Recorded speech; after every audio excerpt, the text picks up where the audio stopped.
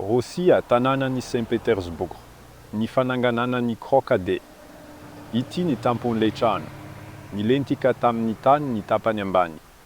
Manjefy nihavy ny varavarankely amin'ny rihana fahatelo izahay. Ampitahao amin'ny varavarankely amin'ny rihana voalohany.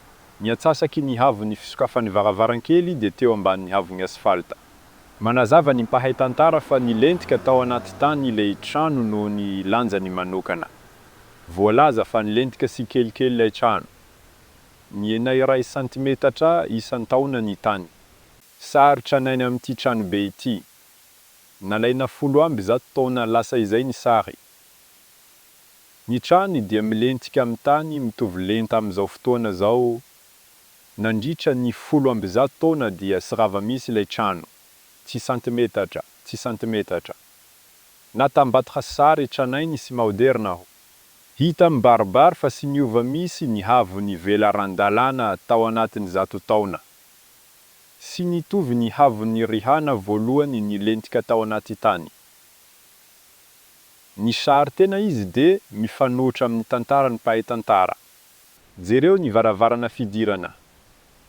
Ny varavarana dia manapaka ny simetri amin'ny trano be. Eto ny tokony isy ny fidirana. Ao amin'ny Andohalam-bafovoany.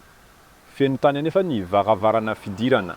Tsy nandavaka ny fidirana izy ireo hisy lavaka lalany agnampitany lalana. Vaky ny fidirana amin'ny faritra hafa amin'ilay trano. Mora kokoa namaky ny tamboho noho ny nandavaka ny trano manontolo.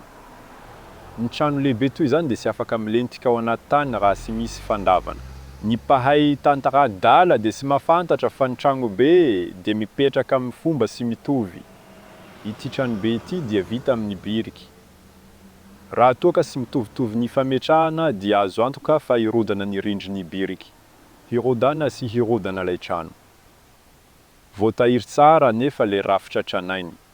Araka ny endrika ara-javakanto ny trano dia sy maintsy manana rihana voalohany feno sy lakaly.